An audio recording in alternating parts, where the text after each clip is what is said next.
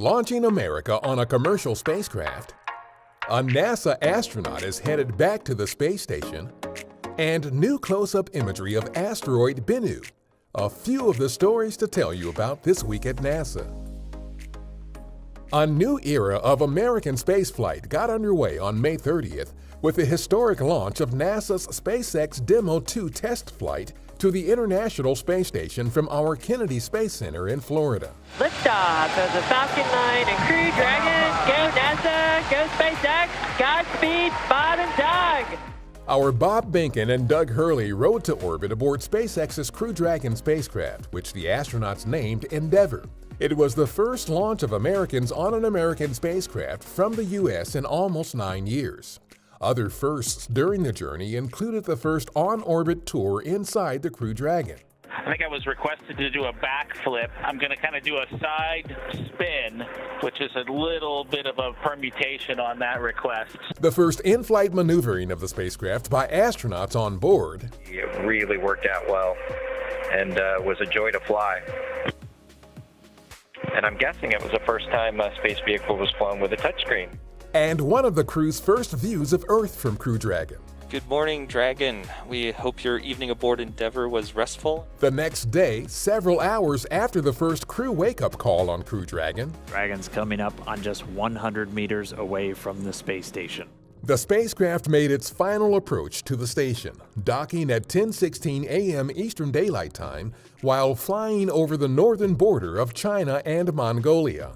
A few hours later, Hurley and Behnken were welcomed aboard the space station by fellow NASA astronaut Chris Cassidy and others on the station crew. We are so grateful for the service of not just our two astronauts that embarked on this mission, but the 100,000 plus people that participate in it in this mission. The astronauts are scheduled for an extended stay at the space station. The mission is an end-to-end test flight to eventually certify SpaceX for regular crew flights to the station as part of NASA's Commercial Crew program. Astronaut Kate Rubins has been assigned to a 6-month mission as a member of the International Space Station's Expedition 6364 crew.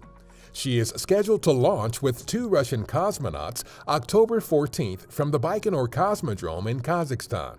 This will be her second spaceflight. In 2016, she spent 115 days in space as a member of the station's Expedition 4849 crew. Our OSIRIS-REx spacecraft captured images seen in this mosaic during a reconnaissance pass over Osprey, the mission's backup sample collection site on asteroid Bennu. The spacecraft passed just 820 feet above the site, the closest from which Osprey has been imaged. OSIRIS-REx is scheduled to make its first sample collection attempt at primary site Nightingale on October 20th. A virtual meeting of the American Astronomical Society featured several items of note about the supermassive black hole at the center of our Milky Way galaxy. This included some insight from our Hubble Space Telescope about a cataclysmic explosion there about 3.5 million years ago. A new virtual reality experience based on data from several telescopes, including our Chandra X-ray Observatory, and new research from the Sophia Airborne Observatory about how materials at the center of the Milky Way are affected by magnetic fields at play there. That's what's up this week at NASA. For more on these and other stories, follow us on the web at nasa.gov/twan.